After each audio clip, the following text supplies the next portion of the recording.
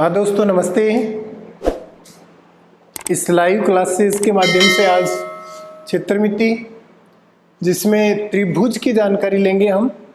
त्रिभुज क्या है, कैसे इस पे सवाल आते हैं, और साथ ही आज हम जानकारी लेंगे कि त्रिभुज से जो फॉर्मूले हैं वो कैसे बने। त्रिभुज के सवाल सबसे पहले हम थ्योरी पे फोकस करेंगे, फिर सवालों पे चलेंगे और अच्छे सवालों की ओर जाएंगे। पीछे अपन ने वर्त पढ़ लिया और वर्ग पढ़ लिया, जिसकी कुछ प्रॉब्लम आप लोगों के लिए रखी थी वो भी मैं बताऊंगा। पहले इसका बेसिक और पढ़ेंगे और उसके बाद में विविध नाम का एक चैप्टर लेंगे हम, जिसमें त्रिभुज, वर्ग, आयत, चतुर्भुज और वर्त, इन सबको एक जगह करके हम उसमें पढ़ने वाले हैं। बहुत ही ज़्यादा इम्पोर्टेंट रहेगा एसएससी, सीजीएल, पटवार और अन्य कॉम्पिटिटिव एग्जाम के लिए, जैसे रीट है। तो इन सब के लिए ये टॉपिक बहुत ज़्यादा अहम है। मैं चाहता हूँ कि आप इसका पूरा फायदा उठाएं और बिल्कुल बिंदास होकर आप बैठ जाइए, अपनी कॉपी पेन हाथ में रखिए, जहाँ ज़रूरत हो आप कमेंट पे मुझे बताते रहें। देखिए क्षेत्रमिति, और इसमें हम पढ़ने वाले हैं त्रिभुज के बारे में। त्रिभुज सबसे पहले देखो त्रिभुज क्या है, और त्रिभुज है तो इसके निर्माण पर हमें फोकस करना होगा कि त्रिभुज का निर्माण कैसे होता है। बहुत जगह हमें देखने को मिला कि त्रिभुज क्या है, तो तीन भुजाओं से बंद आकृति त्रिभुज कहलाती है। अब हम एक बात बताओ कि तीन भुजा है, एक 3 है, एक 7 है और एक 9 है, क्या त्रिभुज बन जाएगा? तो यहां त्रिभुज बन सकता है, लेकिन यहां पर मैं कह दूं जैसे 3 है, 7 है और यहां मैंने 12 ले लिया, क्या 3, 7 और 12 भुजाओं लेकर त्रिभुज बन जाएगा? नहीं बनेगा। कैसे नहीं बनेगा? जैसे 12 है तो इसकी ये जो 12 सेंटीमीटर मैंने लिख दिया ऐसे, ठीक है, और 3 सेंटीमीटर लिया तो 3 सेंटीमीटर ज्यादा से ज्यादा ऐसे आ सकता है। 7 सेंटीमीटर लिया तो ज्यादा से ज्यादा 7 सेंटीमीटर इतना आ सकता है ऐसे। क्या ये भुजा और ये भुजा, जैसे ये 3 थी, ये 7 है, ये 12 है, क्या कहीं पर भी इन दोनों को एक जगह करने पर दोनों एक दूसरे से मिली है? नहीं मिली है। मतलब त्रिभुज निर्माण के लिए क्या जरूरी होना चाहिए कि त्रिभुज निर्माण में आवश्यक होना चाहिए, जैसे ये त्रिभुज है, इसका निर्माण हम कर रहे हैं ABC, ये 10 है तो ये 5 और ये 6 होनी ही चाहिए। मतलब कोई भी त्रिभुज में ये 10 है, अगर एक 5 सेंटीमीटर है और एक 6 सेंटीमीटर है, यहां देखो दोनों एक दूसरे से मिली है। समझ में? मतलब हम यहां से समझने वाले हैं कि त्रिभुज निर्माण के लिए क्या जरूरी है। तो याद रखें, दो भुजाओं का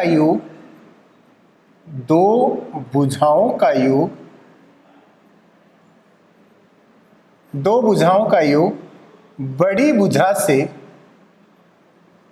अधिक होना चाहिए। कोई भी दो भुजाएं होती है, उनका योगफल है ना बड़ी भुजा से ज्यादा होना चाहिए। कोई ऐसे तो जैसे औरों में तो होगा ही होगा, जैसे मैं ये त्रिभुज ले रहा हूं, सवाल आपके सामने आ जाए कि निर्माण होगा या नहीं होगा। एक दे दिया 3, 7, 11, दूसरा दे दिया 5, 6, 12, तीसरा दे दिया 7, 8, 14, चौथा दे दिया 10, 12, 23। कौन सी ऐसी भुजाएं हैं जिनसे त्रिभुज निर्माण संभव है? शाबाश। यहां देखो 7 और 3 कितने हुए? 10 हुए। ये भुजा 10 होती है, ये 11 है, एक भुजा 3 की है, एक भुजा 7 की है। इसका मतलब तो देखो यहां पर बीच में जगह रह गई। क्लियर? यानी एक 7 है, एक 10 है, ये कितनी हुई? 7 और 3 तो 10 ही हुई, और यहाँ कितना है? 11 है। इसका मतलब दो छोटी भुजाओं का जो योगफल है ना, इस बड़ी भुजा से ज्यादा होना चाहिए। ऐसे ही देखो 6 और 5 कितना हुआ? 11, इससे कम है? नहीं हो सकता, नहीं हो सकता। 12 और 10 22 है, 23 से नहीं है। लेकिन देखो 8 और 7 कितना है? 15, और ये भुजा कितनी रह जाएगी? 14। तो ये 14 हो जाएगी और ये ऐसे और ऐसे मिलके ये त्रिभुज निर्माण हो जाएगा। तो हम इसको कह सकते हैं कि ये त्रिभुज निर्माण हो जाएगा। समझ में आ गया? त्रिभुज निर्माण के लिए क्या आवश्यक है? दो छोटी भुजाओं का योगफल बड़ी भुजा से ज्यादा होना चाहिए। अब यहां एक बात और देखो, यही एक ऐसी आकृति है जिसमें त्रिभुज निर्माण हुआ है। इन दो छोटी भुजाओं का जो योगफल है वो 15 हुआ है और किससे ज्यादा हुआ है, 14 से ज्यादा हुआ है। तो एक बात ये भी समझना कि इन दो बड़ी भुजाओं का अंतर, इन दोनों का जो अंतर है ना वो इससे कम होना चाहिए। देख लो है 8 है और 14 है, दोनों का अंतर हमें बताओ 6, क्या इससे कम है? यस। इसका मतलब दूसरी बात हम कहेंगे कि दो बड़ी भुजाओं का अंतर, दो बड़ी भुजाओं का अंतर, दो बड़ी भुजाओं का अंतर छोटी भुजा से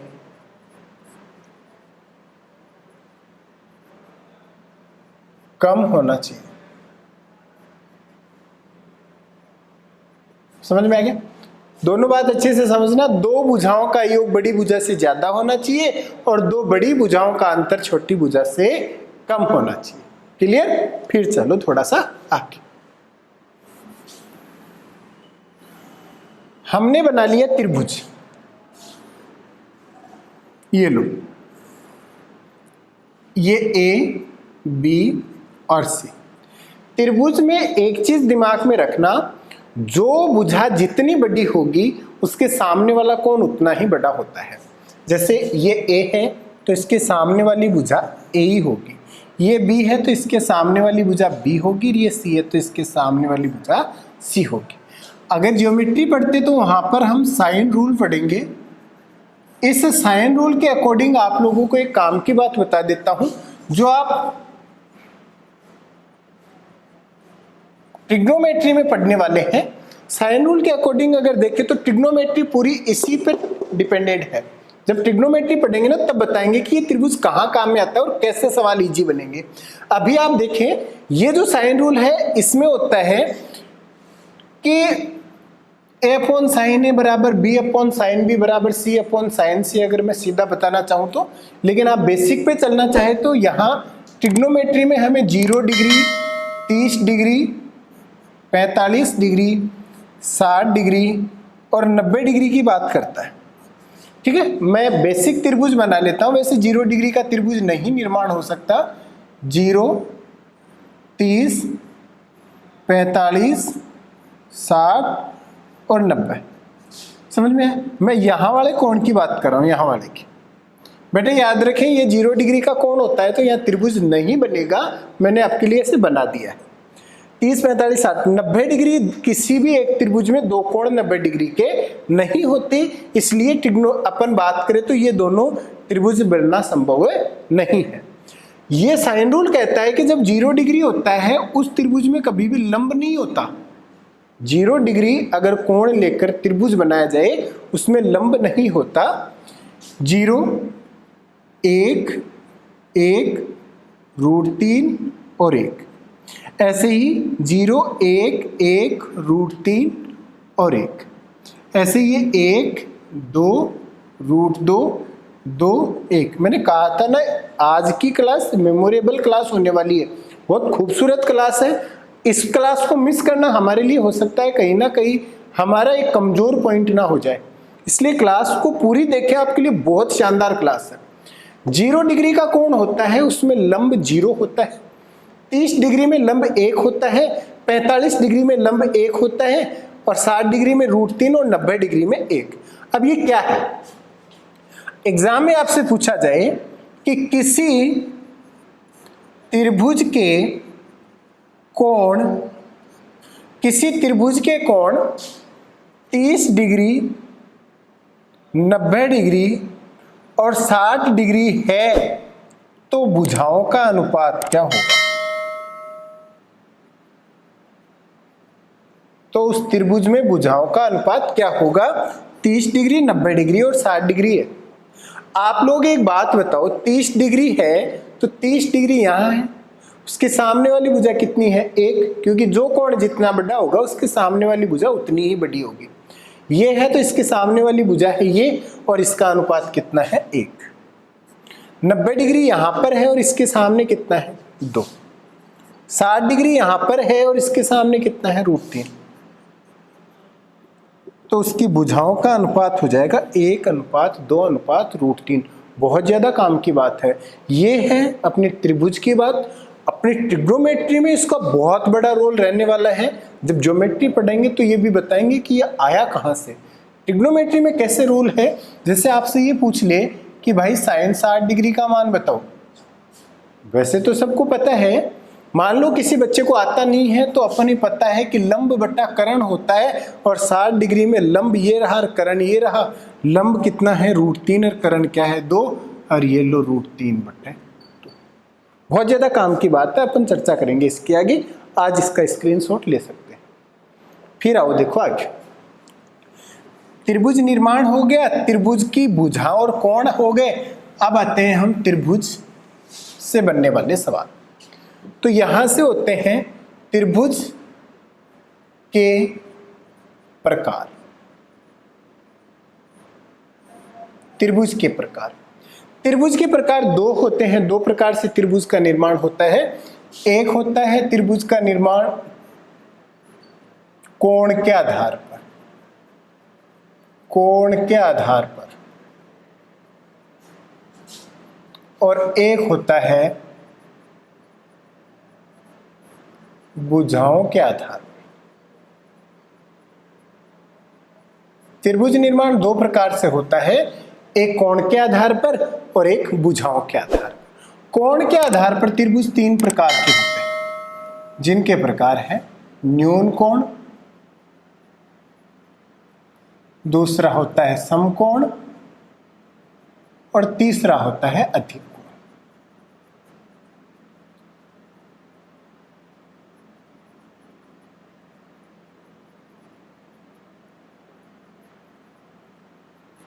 देखो, त्रिभुज कोण के आधार पर तीन प्रकार के होते हैं, एक न्यून कोण होता है, एक समकोण होता है और एक अधिक कोण होता है। न्यून कोण त्रिभुज जिसमें जो तीनों कोण होते हैं वो 90 डिग्री से कम होते हैं। समकोण त्रिभुज जिसमें एक कोण 90 डिग्री का होता है, और अधिक कोण त्रिभुज एक ऐसा त्रिभुज जिसमें एक कोण 90 डिग्री से ज्यादा होता है। एक सवाल एग्जाम में आया हुआ है कि किसी त्रिभुज की भुजाएं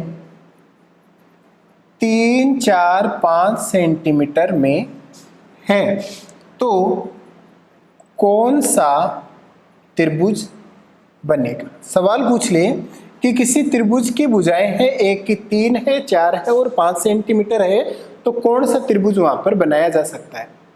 अगर ऐसी बात हो ना 3, 4, 5 ऐसे दिया जाए तो कौन सी, अब दिया गया क्या है भुजा, पूछा ऑप्शन में है कि इनमें से कौन सा त्रिभुज बनेगा। भुजा देखकर ये पूछ रहा है न्यून कोण बनेगा, समकोण बनेगा, अधिक कोण बनेगा। याद रखें भुजाओं के आधार पर भी कोण वाले त्रिभुजों का हम माप ज्ञात कर सकते हैं। कैसे, न्यून कोण त्रिभुज जब बनता है जब a² + b² हमेशा बड़ा होता है c² से। ये बनता है a² + b² बराबर होता है c² से। ये बनता है a² + b² छोटा होता है c² से। यानी यहां याद रखना, अगर कोई भी दो भुजाओं के वर्गों का योग तीसरी भुजा से ज्यादा है तो न्यून कोण बनेगा। दो भुजाओं के वर्गों का योग तीसरी भुजा के बराबर है तो बनेगा समकोण, और दो भुजाओं के वर्गों का योग तीसरी भुजा के वर्ग से छोटा है तो बनेगा अधिक कोण त्रिभुज। यहां देखो, 9 + 4 का स्क्वायर 16 बराबर है 5 का स्क्वायर 25 के। क्या इनका योग बराबर है? यस। इसका मतलब इससे कौन सा त्रिभुज बनेगा, तो इससे बनने वाला त्रिभुज कौन सा होगा, समकोण त्रिभुज कहलाएगा। समझ में आया। यानी कोण के आधार पर त्रिभुज तीन प्रकार के होते हैं, एक न्यून कोण, एक समकोण और एक अधिक कोण। न्यून कोण त्रिभुज जिसमें a² + b² बड़ा होता है, समकोण में बराबर होते हैं और अधिक कोण में छोटा होता है। चलो फिर आगे, भुजाओं के आधार पर अगर बात करें हम भुजाओं के आधार पर, तो भुजाओं के आधार पर त्रिभुज तीन प्रकार के होते हैं। एक होता है विषमभुज,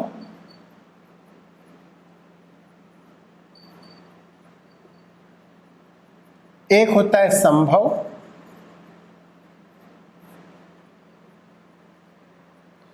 और एक होता है समद्विबाहु।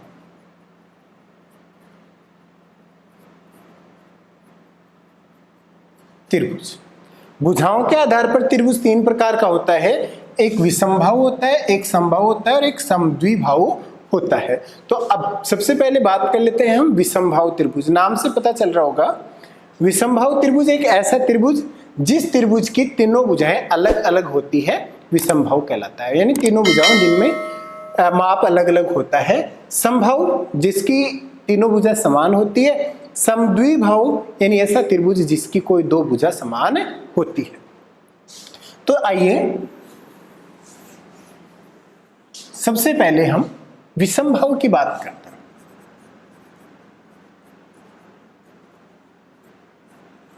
विषमबाहु त्रिभुज, देखिए एक ऐसा त्रिभुज जिसकी तीनों भुजाएं अलग अलग होती है। ए बी सी, तो ये भुजा ए, ये भुजा बी और ये भुजा सी। इसमें इसका जो परिमाप पूछ लिया जाता है, तो विषमबाहु त्रिभुज का परिमाप होता है ए प्लस बी प्लस सी, यानी तीनों भुजाओं का योगफल। ये जो मान होता है इधर वाला, ये इसका क्या कहलाएगा, परिमाप। और इसमें पूछ लिया जा सकता है इसका क्षेत्रफल। देखिए क्षेत्रफल की अगर बात आती है तो विषमबाहु त्रिभुज का क्षेत्रफल अपने हीरोज फॉर्मूले से निकाला जा सकता है। एक होता है under root S, S minus A, S minus B, S minus C. एक तो ये होता है विषमबाहु त्रिभुज का फॉर्मूला, हीरोज फॉर्मूले से निकाला जा सकता है। दूसरा, अगर इसमें एच हमें दी गई है, ये एच, अब इसका अगर एरिया ज्ञात करना है तो हम कह सकते हैं 1/2 AH। कोई भी त्रिभुज जिसमें आधार दिया गया हो और उसकी ऊंचाई भी हमें दी गई हो, तो उसका क्षेत्रफल होता है 1/2 आधार गुणा ऊंचाई। समझ में आया? एक चीज और यहां से मैं आपको बताने वाला हूं, अगर इस त्रिभुज में जैसे एरिया है 1/2 AH, एक तीसरा फॉर्मूला और आता है। जैसे मान लो मैं आप लोगों को ये पूछूं कि भाई आप मुझे इसका फॉर्मूला बताओगे, तो आप कहेंगे 1/2 AH। मैं इसमें ये कहूं कि भाई आप बताओ मुझे साइन बी का मान क्या होगा, साइन बी का मान, तो आपको पता है यार ट्रिग्नोमेट्री में हम लेके जाएंगे तो लाल बट्टा कक्का होता है। तो साइन बी में हम लिखने वाले हैं लंब बटा कर्ण। तो लंब कितना है h और कर्ण कितना है c, तो साइन b बराबर होता है h/c। यहां से मुझे h की वैल्यू बताओ तो आप कहेंगे c साइन b। यस और नो? अगर h की वैल्यू c साइन b होती है तो आप इसी h को उठा के इधर लेके आ जाओ, h का मान रख देंगे, तो एरिया इसका ज्ञात कर सकते हैं कि 1/2 a, h की वैल्यू क्या रखूं, तो आप कहेंगे c साइन b। तो ये हो जाएगा 1/2 AC साइन B। क्या है 1/2 AC साइन B? तो ये होगा एरिया, त्रिभुज का क्षेत्रफल। तो त्रिभुज का क्षेत्रफल हुआ 1/2 AC साइन B। मतलब अगर ये कोण आपको दिया गया है और इसके दो सामने साथ वाली ये भुजा दी गई है, तो इसका एरिया होगा 1/2 AC साइन B। जैसे मान लीजिए आपको C दे दे और B दे दे और ये कोण दे दे, अब क्षेत्रफल क्या होगा, तो आप कहेंगे सर 1/2 BC साइन A। आपको ये भुजा दे दे, ये भुजा दे दे, ये वाला कोण दे दे, तो क्या होगा, तो होगा 1/2 AB साइन C। अगर इतनी भी बात आपके समझ में नहीं आई तो इसको मैं सीधा यहां ले जाता हूं। और याद रखना, अगर कोई भी त्रिभुज आपको दे दे, अगर यहां पर आपको ये थीटा दे दिया और ये अक्ष और ये वाई दे दिया, तो इसका एरिया होगा 1/2 XY साइन थीटा। मतलब कोई भी दो भुजा आपको दी गई है, वैसे मैंने वर्त के समय सामने भी ये बात, वर्त जब पढ़ाया बताया था, अगर कोई दो भुजा दे दी जाए और उनके बीच में थीटा दे दिया गया, तो ऐसे त्रिभुज का क्षेत्रफल होता है 1/2 XY साइन थीटा। समझ में आ गया? और इसके बारे में पढ़ने वाले हैं, पहले थोड़ा सा आगे चलते हैं।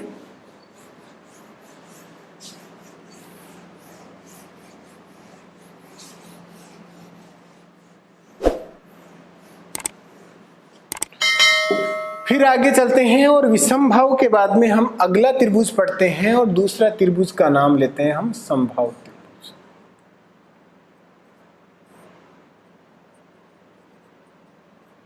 समभाव त्रिभुज, देखिए समभाव त्रिभुज में क्या होता है। ये जो समभाव त्रिभुज है थ्योरी पढ़ा रहा हूं, क्वेश्चन मैं अभी करवाऊंगा। आज की क्लास लगभग थ्योरी बेस्ड ही रहने वाली है।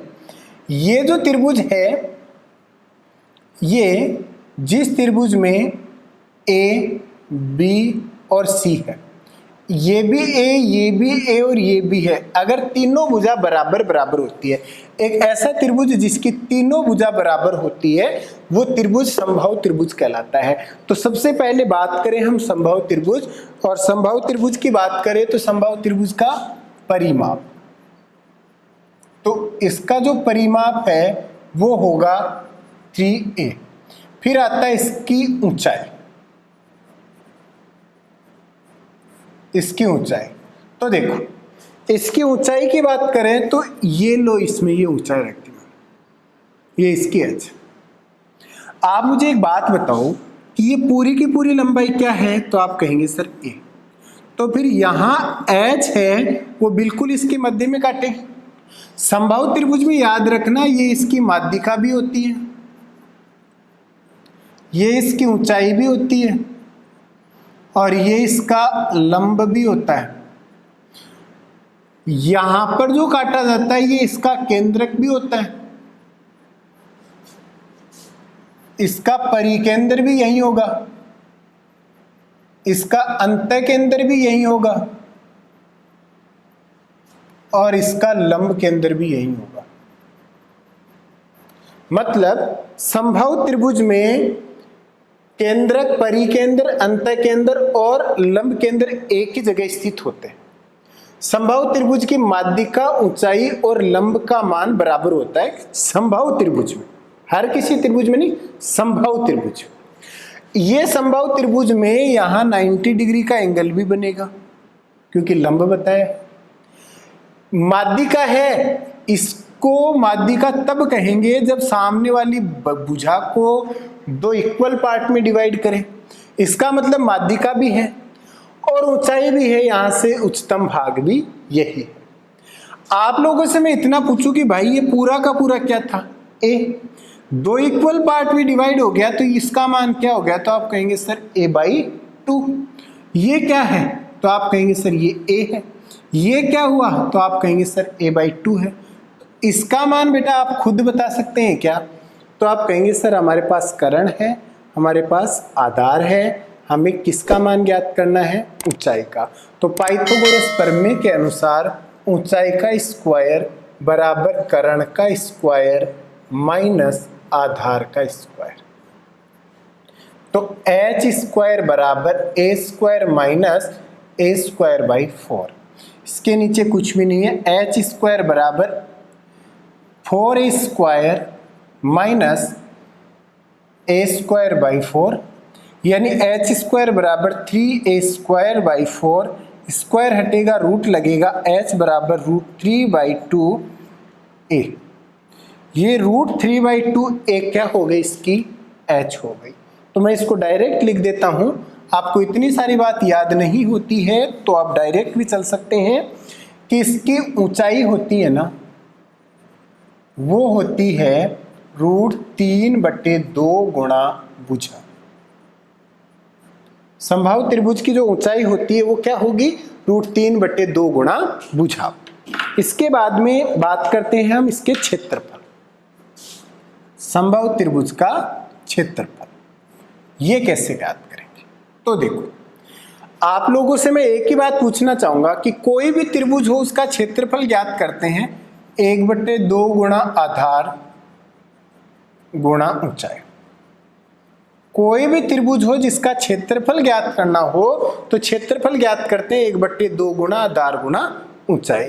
तो यही बात हम यहां भी लिखेंगे, 1/2, आधार का मान हमारे पास a, ऊंचाई का मान हमारे पास √3/2a। क्या इसे हल करने पर ऐसे हो सकता है, √3/4a स्क्वायर। तो डायरेक्ट अगर आपको फॉर्मूले में जाना है कि समबाहु त्रिभुज का क्षेत्रफल कैसे ज्ञात करना है तो होता है √3/4 गुना भुजा स्क्वायर। समझ में आ गया? √3/4 गुना भुजा स्क्वायर। क्षेत्रफल हो गया, ऊंचाई हो गई, परिमाप हो गया। अब चलते हैं थोड़ा सा और आगे। हमारे एग्जाम में सवाल आ जाइए, एक त्रिभुज है ए बी और सी, ठीक है। आप याद रखना कि यहां से ये और ये मैंने रेखाएं खींच दी। मेरी बात ध्यान से समझना, ये इसकी माध्यिका है, माध्यिका काम की बात है बताने वाला हूं। और माध्यिका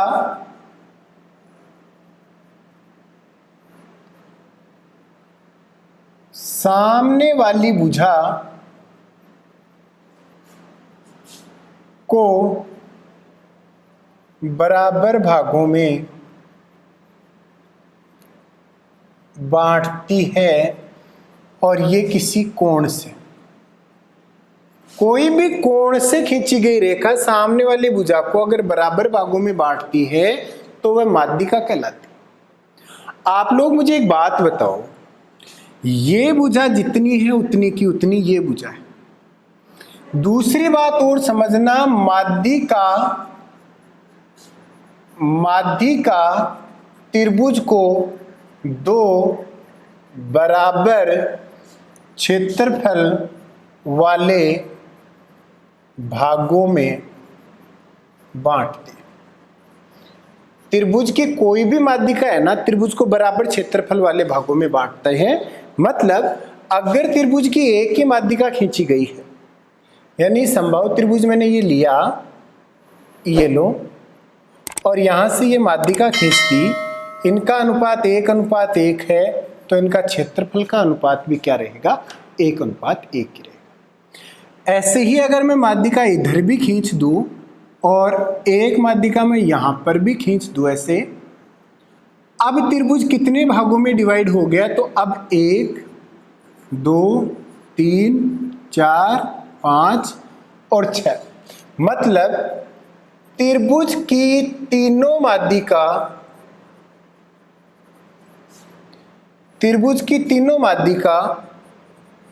त्रिभुज को बराबर 6 क्षेत्रफल वाले भागों में बांटती। त्रिभुज की तीनों माध्यिका त्रिभुज को बराबर 6 क्षेत्रफल वाले भागों में बांटती है। 1, 2, 3, 4, 5, 6। क्लियर? अब एक काम की बात और समझना मेरी, यहां से मैं इतने ते पार्ट को मिटा देता हूं, ठीक। अब आपको एक बात बताऊं कि ये कितने भाग बच गए, तो आप कहेंगे सर 3 भाग बच गए। जितना आधार का अनुपात होता है क्षेत्रफलों का अनुपात वही होता है इसमें। माध्यिका 1:1 में बांटती है तो 2, देखो सामने वाली भुजा को बराबर 2 भागों में बांटती है तो बराबर 2 क्षेत्रफल वाले भागों में भी बांटती है। यहां से मैं आप लोगों को एक बात बताऊं कि इसको मिटाते इसका क्षेत्रफल कितना हो जाएगा? आप कहेंगे सर 2 हो जाएगा। अगर इसका क्षेत्रफल 2 हो जाएगा तो इसका अनुपात भी कितना हो जाएगा? 2:1। आप यहां से समझो तो ये माध्यिका थी, अगर पूरे त्रिभुज में ये माध्यिका थी और माध्यिका का ये बिंदु था जिसको हम केंद्रक कहते हैं, ये इसको 2:1 में बांटती है, तो हम ये कहेंगे कि केंद्रक माध्यिका को 2:1 के अनुपात में बांटता है। केंद्रक के माध्यिका को 2:1 के अनुपात में बांटता है। समझ में आ गया? तो आप यहां से मेरी बात ये समझे होंगे कि अगर कोई भी त्रिभुज मैं खींचता हूं, यानी यहां पर कोई भी त्रिभुज हम बनाएं और उस त्रिभुज में ये माध्यिका हम खींच दे, ये इसको इक्वल पार्ट में डिवाइड करेगी और साथ ही साथ यहाँ जो इसका माध्यिकाओं का ये केंद्रक होगा, इसका और इसका जो अनुपात है ना वो 2:1 अनुपात रहेगा। ये 2 रहेगा और ये कितना रहेगा, 1 रहेगा। इसका मतलब एक काम की बात और सुनो, यहां केंद्र मानकर अगर मैं वर्त बना दूं, इसको केंद्र मानकर मैं अंदर वर्त बना दूं तो अंदर वर्त यहां बनेगा ही। समझ में आ गया? अंदर वर्त बना तो क्या ये अंतःवर्त की त्रिज्या हुई? इसको मैं नाम दे देता हूं R1।